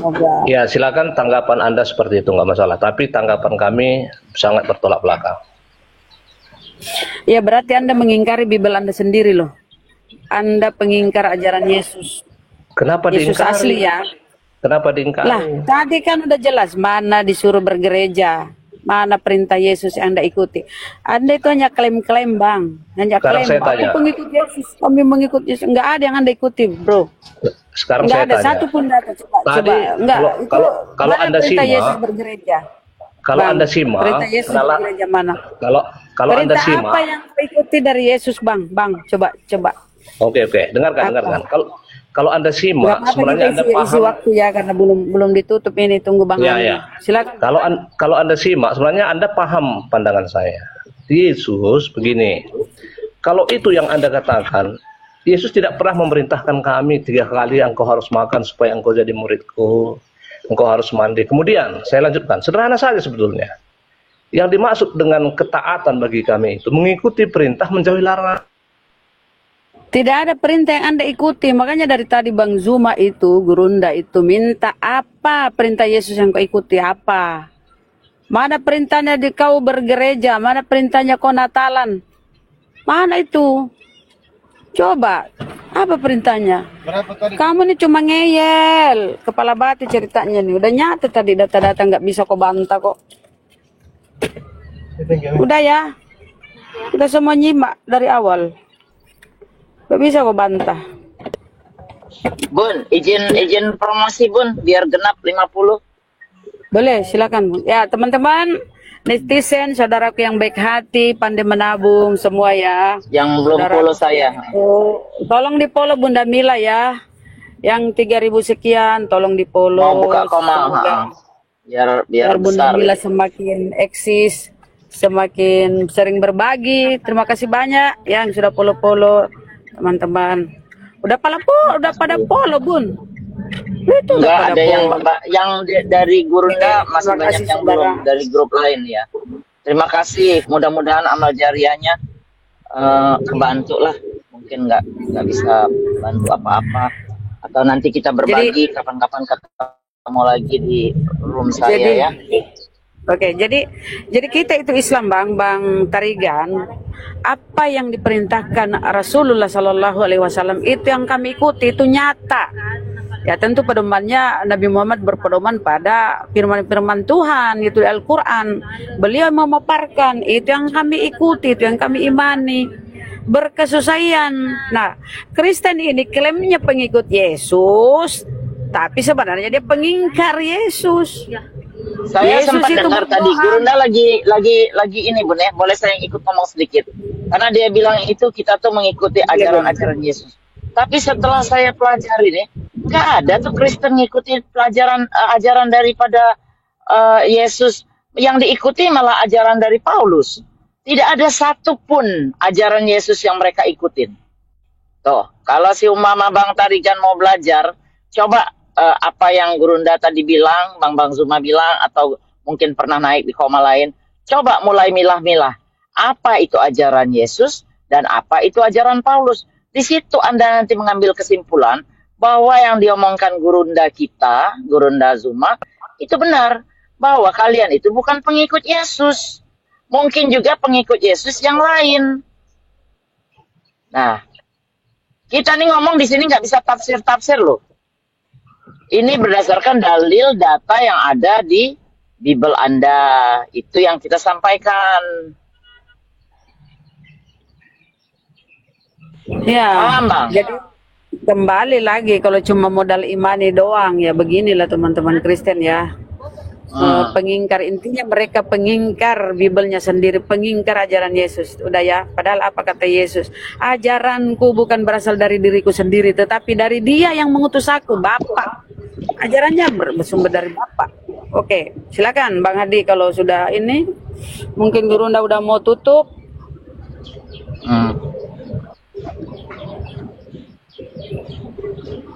Jadi gitu ya teman-teman ya. Mereka Kristen ini pengingkar, ngaku-ngakunya aja pengikut. Apa yang kau ikuti dari Yesus? Yesus itu meninggal, mati di kafani. Karena dia orang Yahudi. Orang Yahudi sampai sekarang itu. Orang Yahudi. Mau ketawa saya dengarin alasan itu. Rival. Ya itu fakta, data di Mau Bible. apa alasan mau ketawa? Maksudnya Baik. tawa gimana? Gini, tadi sebenarnya guru-guru kalian si Juma udah saya katakan, kami mengikuti Yesus bukan lahiriahnya, tapi telah kok terus terjebak ke Kapani. Terus mana batinnya? Apanya? Ya, Bun, sebentar, Bun, biarin. Apanya Batinnya yang kan? diikutin kalau bukan lahiriahnya? Perintahnya, Bu. Rohnya. Perintahnya. Apa perintahnya? Coba tunjukin ke saya perintahnya yang kau ikutin apa? Perintahnya, dengar Ah. baik-baik. Udah, Apa? perintahnya, Ya. kasihilah sesamamu manusia. Prat. Kasihilah. Tuhan aja kau bunuh, apalagi kasihilah. Kasihilah di mana? Di mana bacaannya kasihilah? Masa cuma satu itu doang yang kau ikutin? Yang lainnya apa? Perintah dia jadi baik, jadi jangan makan yang haram, nggak ada itu. Disuruh bersunat, jangan menyembah berhala. Di mana disuruh bersunat, kawanku? Di mana? Aduh, Bun, bacainlah, Bun. Biar dia tahu. Kelihatannya level Anda jauh daripada Juma. Saya dengan Juma enak sekali. Ya teranglah, dia guru saya. Gimana sih? Kau banding-bandingin saya. Belajar lagi dari Juma. Enggak masalah, justru dari Bang Zuma saya tahu. Kristen bukan pengikut Yesus. Kristen pengikut Dajjal laknatullah Paulus. Silakan. Udahlah. Kasihan. Puaskan aja, puaskan. Mau ikut apa? Oh, Silakan. apa-apa memang iya. Silakan. Paulus botak itu bapaknya aja kau nggak tahu siapa bapaknya. Siapa bapaknya Paulus? Siapa bapak Paulus? Bun, sebentar, Bun. Katanya jangan kasih. Padahal Kristen tuh ajaran kasih menjajah kita 350 tahun. Kasih tuh. Nah, itu dia. Ajaran kasih, sementara yang kau imani pembunuhan berdarah-darah. Tuhan anak manusia kau imani dibunuh, dipaku berdarah-darah. Kau imani sebagai keselamatan. Pembunuhan kau imani sebagai suatu karya keselamatan. Itu di mana akalmu itu, bro? Mana kasih di situ? Mana kasih? Berdarah-darah itu. Bullshit. Anda bisa saya terangkan? Anda bisa saya berikan penjelasan? Kita udah kenyang tuh. Anda Kristen bisa tuh berikan menjajah saya waktu untuk 3,5 tahun, menjelaskan? 350 tahun. Bro, nggak usah kau jual kasih ya, nggak usah kau jual kasih. Kami mual, kami muntah. Ya, yang kau imani itu pembunuhan berdarah-darah. Tuhanmu disalib, dibunuh, dipaku, ditempeleng. Kasih tuh, masih konyol. Itu kau imani sebagai kasih. Enakmu kiper lah kau. Kasih. Kau jadi kesetan. Iya toh. Murid-murid Mana Juma kasihnya ini. itu? Mana kasihnya? Mana kasih di situ? Makanya kau jangan jual kasih di sini. Slow. Atau sudah lapar nih, makan dulu. Wah, makanya kau tahu diri, sadar diri. Kasih. Keimananmu itu, agamamu itu ya dilandasi dengan pembunuhan anak manusia berdarah-darah. Itu imanmu toh? Kasih. Nenekmu kiper. Berdarah-darah orang diimani, ya, anaknya orang diimani dibunuh berdarah-darah, dipaku, dia tepuk tangan di gereja. Enak kali kau yang berzina, kau yang maling, anak orang kau jadikan tumbal penebus, enak kali kau. Kau melebihi tuh hewan. Hanya satu kalimat yang saya mau kutip dari kitab suci, bahwa pemberitaan tentang salib adalah kebodohan bagi mereka yang akan binasa. Titik. Iya, kau itu kebodohan. Apa kata Paulus di 1 Korintus 14:10? Kristus oten bodoh karena Kristus. Ya, kalian bodoh itu karena mengimani anak orang dipaku untuk pemberitaan penebusan. tentang salib itu kebodohan bagi mereka. Makanya kau jangan jual-jual di komol muslim, kasih apaan? Gak ada kasih di kalian. Diskusi, Mbakku. Kalian kasih penjajah. Santai. Nggak usah kesurupan. Santai aja. Buktikan bahwa Anda Tadi kau muslim bilang yang baik. saya ketawa. Kan kau bilang tadi saya ketawa. Kau ketawai kebodohanmu toh, menuhankan manusia yang keluar dari kelamin. Itu kebodohan. Yang kau ketawai itu dirimu. Astaga, ya memang fakta. Tuhan bukan keluar dari kelamin. Itu yang kau ketawai kan? Anda tahu, yang kau Anda tahu di ketawai etika kebodohan diskusi? dirimu. Enggak, maaf, saya ajarin Anda dulu etika diskusi. Kelihatan Anda jauh dari etika diskusi. Makanya kau jangan jual-jual kasih, jangan kau ketawa-ketawa orang diskusi. Bukan, saya hanya mau ngajari kalian etika diskusi yang baik dan sudah kami pertunjukkan dengan etika penjajah. Apa yang diajarin Kristen tentang etika mana ada? Izinkan saya. Nggak ada Kristen di penjara kalau ada etika. Udahlah, bullshit. Oke. Itu etika. Itu etika ya. Debater Kristen itu setelah menghujat, itu etika. Setelah menghujat kabur DPO, itu etika. Nggak usah kau sok-sok baik di situ ya, berjual etika. Mana ada etika itu? Coba suruh pulang dulu tuh penghujat itu, kenapa kabur? Ke luar negeri. Oh, Sampai di sini menista. Justru apa? Justru ya mereka kabur, iya. Karena penakut. Karena mereka salah. Kalau mereka nggak salah, mereka nggak kabur. Wajah Islam di Indonesia. Udahlah, siapa menampar Islam tetap aja Kristen. Kalian malu, kalian mau memojokkan, tapi sebenarnya Kristen yang malu. Kristen di Amerika menolak tuh si Edi sama si ini. Sebentar lagi juga dipulangin. Tidak ada Kristen di Amerika menerima si Saifuddin. Saya di Amerika nih sekarang, saya jadi saksinya. Saya udah dapat informasi sebentar lagi gue pulang. Kau ikutin aja orang DPO gitu. Kau ikutin. Nah, biar kau juga kena DPO. Ikutin aja, ikutin. Bukan, Anda justru harusnya membuat satu kenyamanan bahwa nggak usah. Kami nggak pernah dengar dari minoritas. Minoritas itu bukan landasan kami. Nggak usah kau kasih minoritas dalam nggak usah, nggak perlu. Bon, aku turun dulu, aku turun, Bon. Kalau Anda paham NKRI, kenyamanan apa kamu jual? Kenyamanan apa? Andaikan kau ini minoritas, tahu diri dong. Tahu diri kau minoritas. Kau kan aman di sini. Kau aman kan? Nah, justru para debater karesteng kafir laknatullah itu menghujat, kemudian dia kabur. Kalau dia tidak pengecut, kalau dia beretika, nggak mungkin dia kabur. Kalau dia berani ya, pengecut. Begini, Anda udah berkali-kali berkata kafir laknatullah. Kenapa saya menjaga kata-kata saya? Nggak ada saya bilang Islam laknatullah. Kenapa? Karena ini jadi jebakan bagi kalian. Di Al-Quran kami itu Kristen itu kafir laknatullah, dilaknat oleh Allah. Itu saya juga bisa kafir itu dilaknat saya juga oleh bisa Allah. Berkata demikian. Sekarang mana datanya kalau Islam? Artinya begini. Harus itu lihat suka muka copy paste. kalian. Saat orang Kristen tidak bebas memuji Tuhan di depan mata di Jawa Barat di mana-mana, harusnya kalian malu. Jangan framingnya si Oten. Kalau sempat hanya karena debat orang harus keluar meninggalkan Indonesia. Kalau Islam itu agama yang Islam tidak itu adalah orang yang tidak siap menerima debat. Itu sudah jelas.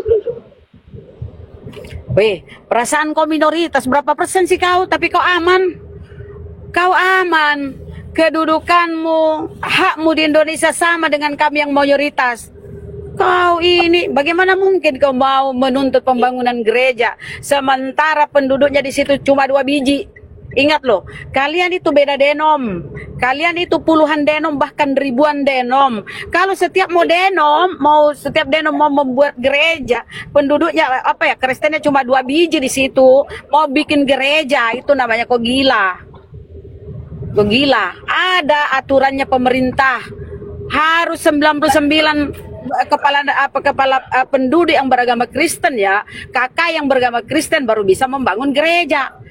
Pasti kok ditolak. Itu di Depok udah keluar izinnya, wahai saudaraku. Ya kan cuma 2 biji Kristen. Saya kamu bang, di situ apa? Banyak Kristen, dari mana banyak mungkin Kristen. keluar izinnya kalau tidak memenuhi syarat? Betul. Guru tutup aja jujur. di sikap laknatullah.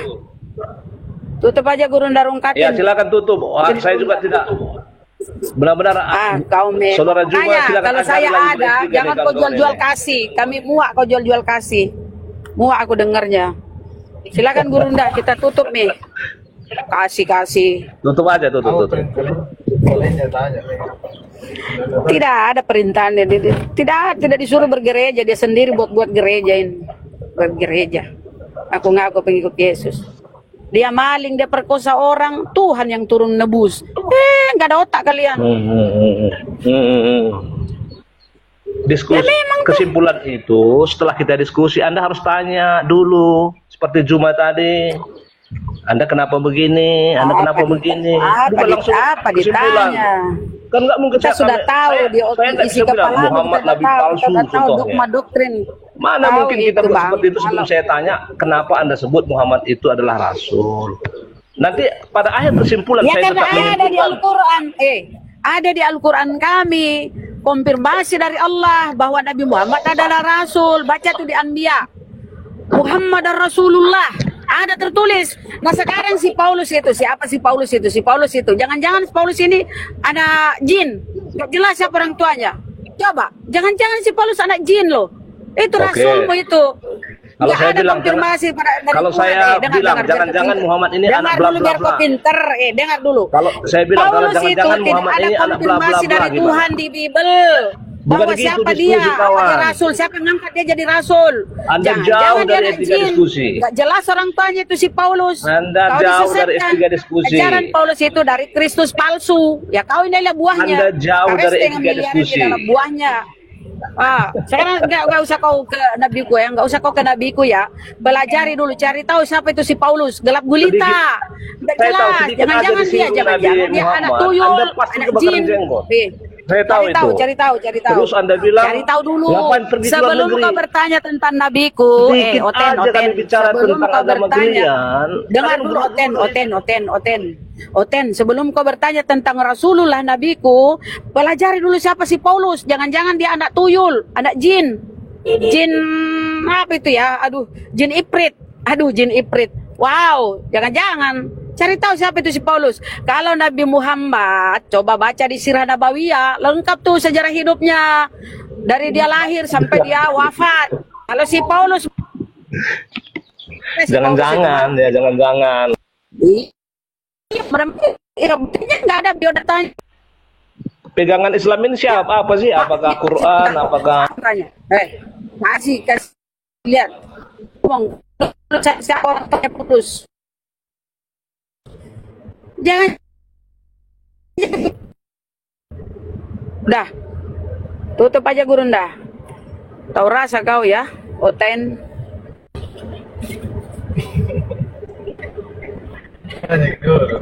Itu yang sering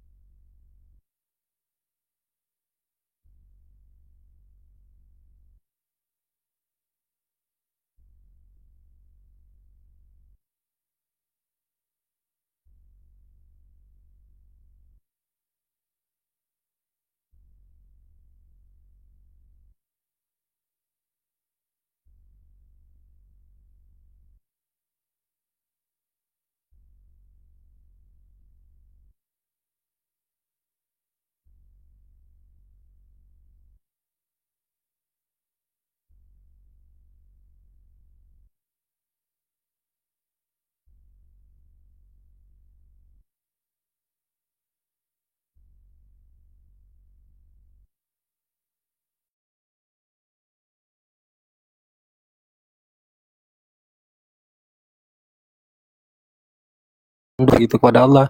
Ketika memuji dengan lisan, hanya dengan akal, maka yang terjadi hanya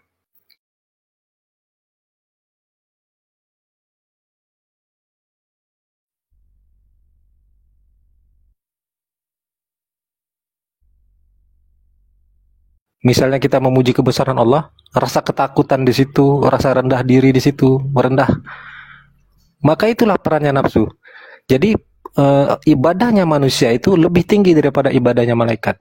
Malaikat itu hanya patuh kayak robot gitu loh. Hanya bekerja hanya dengan akalnya saja. Nggak punya rasa tunduk, nggak punya rasa apa, nggak punya rasa dia. Ya, jadi sujud ya sujud gitu. Nah, beda sama jin. Jin itu ketika dia memang tunduk ya tunduk, bahkan dia lebih tunduk ya daripada malaikat gitu. Nah, tetapi ketika dia membangkang, maka dia membangkang. Gitu, nafsu itu begitu. Nah, begitu juga manusia gitu. Nah, hebatnya kita itu, kita bisa berpikir seperti malaikat, dan kita bisa tunduk dan patuh seperti jin.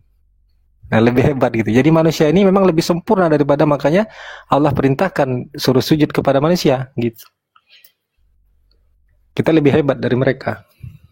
Nah, nafsu itu kan ada dua, nafsu baik dan nafsu jahat ya kan. Nafsu baik itu bimbingan Roh Kudus misalnya. Nah, malaikat itu hanya memiliki Roh Kudus, dan malaikat itu tidak bisa diganggu oleh roh jahat. Dan roh jahat juga tidak bisa diganggu oleh, tidak bisa menerima Roh Kudus gitu. Sebenarnya kan gitu ya kan.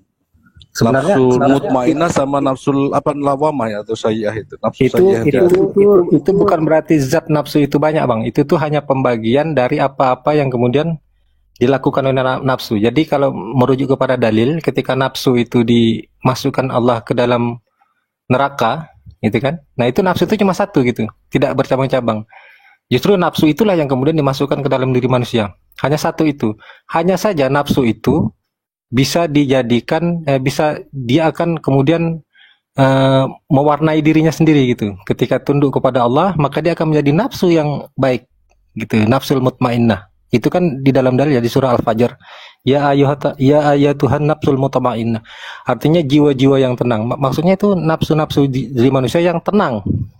Kembalilah kepada Tuhanmu dan masuklah ke dalam jannah, mungkin gitu dalilnya itu. Ya ayatuhan nafsul mutmainnah irji'i ila rabbiki radiyatan mardiyah fadkhuli fi ibadi wadkhuli jannati. Masuklah ke dalam jannahku, katanya begitu. Jadi nafsu yang akan masuk ke dalam surga Allah itu adalah nafsu-nafsul mutmainnah. Siapa itu yang memiliki nafsul mutmainnah? Yaitu orang-orang mukmin begitu. Nah, tetapi pada dasarnya kajian tentang nafsu itu memang banyak gitu. Nafsu itulah yang berperan di dalam diri kita itu, yang mengontrol segala gerakan tubuh kita gitu. Nah, ketika kita misalnya takjim kepada misal penghormatan kepada bendera itu, nah itu ada nafsu yang bekerja gitu. Wah, seperti kita tuh bergetar jiwa kita tuh kan. Nah, mendengar lagu-lagu Pancasila misalnya itu kan, nah itu bergetar jiwa itu, ya itu semuanya peran nafsu gitu. Nah, ketundukan kita kepada Allah di dalam sholat khusyuk, nah itu semuanya peran nafsu. Kalau malaikat nggak kayak begitu dia sujud ya sujud aja gitu. Kalau kita ada rasa gitu. Nah, rasa inilah yang unik sehingga dikaji. Ketika dia kemudian menjadi jahat, maka dia akan lebih jahat dan akal itu akan diperintah oleh nafsu. Gitu. Nah, ketika dia jadi baik, maka baik. Nah, kajiannya unik gitu kalau tentang nafsu ini. Dalam dan panjang gitu, Bang.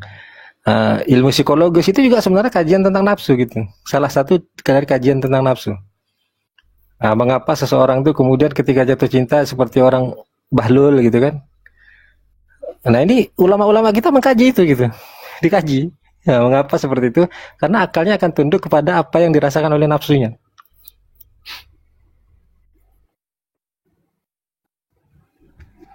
Kadang kehidupan keagamaan itu berhadapan dengan kehidupan kenegaraan ya. Misalnya taatlah kepada Allah, taat Rasul, dan kepada ulil amri. Nah, seperti negara Indonesia kan punya bendera ya. Malaysia juga punya bendera. Sama negara mayoritas Islam nih. Dan negara tetangga ada yang Kristen, misalnya Timor Leste atau PNG Papua Nugini. Nah, ketika itu kan sebagai warga negara kita harus taat kepada negara ya. Misalnya tentara nih. Misalnya dalam kondisi perang nih.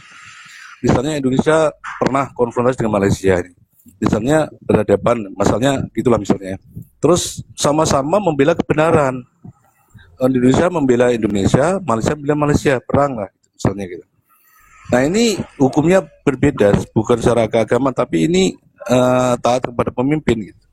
Selama pemimpin itu tidak menyelisih syariat, tidak mengganggu umat Islam, tidak mengganggu orang ibadah, melarang ibadah ya, kita ikutin gitu.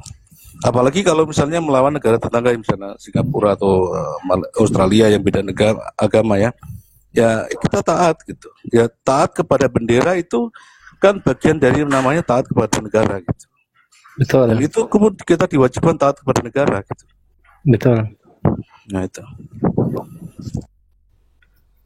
Tetapi tidak boleh kemudian nafsu kita itu, rasa ketundukan kita itu melebihi atau menyamakan seperti kita takzimnya kepada Allah gitu.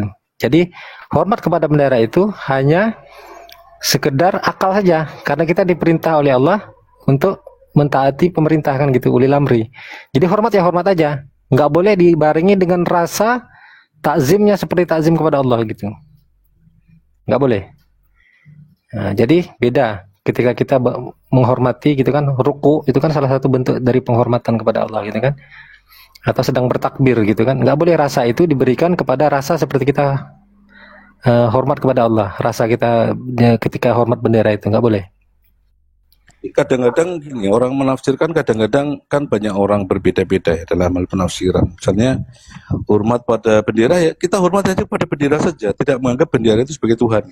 Betul. Bahkan kita pun tidak, ketika sujud kepada bendera apakah kita terus nyembah bendera sebagai Tuhan? Tidak. Kita menganggap dia sebagai bendera saja, lambang negara. Ketika orang menyembah Yesus ya, ketika menyembah Yesus kita menganggap orang-orang yang bersujud pada Yesus itu hanya nyembah Yesus sebagai manusia, bukan sebagai Tuhan. Masalahnya Kristen, masalahnya Kristen menganggapnya Yesus sebagai Tuhan. Yang ini dia nyenggol deh. Aku tahu dia nyenggol kok. Mancing dia ini. Enggak, maksudnya orang Kristen kan nyembah Yesus sebagai Tuhan. Kalau nyembah sebagai manusia saya sepakat, saya damai dengan Bang ini ya, Bang Jack ya. Kita anggap Yesus sebagai manusia. Memang manusia kok. Dia mana Tuhannya enggak ada. Tapi Bang John apa nih? Mac apa nih, Bang? Meker. Bang John Maker ini termaksud penjelasannya itu bagus loh. Beliau ini kan saya mendengarkan barusan tadi itu ketika ya baguslah. Beliau ini saya katakan berislam itu tidak terlalu ke Arab-Araban dia ini bagus. Aduh, saya kadang-kadang kayak begini kayaknya. Saya bagus dia narasi tadi. Kamu sedikit bagus tetapi agak sedikit nyenggol memancing ini. Sebenarnya itu ada baiknya juga supaya apa ya? Supaya aku nggak bisa ngomong lagi. Aku gara-gara dengar Bang John ini akhirnya aku tuh jadi bodoh gara-gara dia terlalu pintar. Bentar dulu ya, aku balas WA dulu. Kucang pun kenapa pula aku pula yang dibesarkannya? Tidak apa-apa lah, biasa lah. Kasih Bang John aja dibesarkan. Aku tuh nggak enak di sini Muslim semua. Aku pula yang Kristen dibesarkan. Bagusan orang yang dihormati gitu loh. Kalau mau dibesarkan kamu, itu misalnya dua atau 2 orang atau 3 gitulah. Jangan aku sendiri. Aku tuh segan, nggak. Janganlah. Ya, itu supaya kami. Itu baru bagus, mantap. Kayak gini lah. Kalau kau dibesarkan sendiri itu, supaya kami enak nombak kau kalau kau udah mulai menghujat gitu loh. Tapi aku tuh jangan dianggap sebagai penghujat. Enggak, makanya enggak. Kalau udah mulai baru kami tombak. Jadi besar sendirian tuh tombak gitu loh. Jadi kepental aja nanti itu gitu. Tapi Bang John Maker masih bertahan di Islam ya? Kau ngomong apa? Tapi masalah besar yang menjadi pertanyaan saya begini.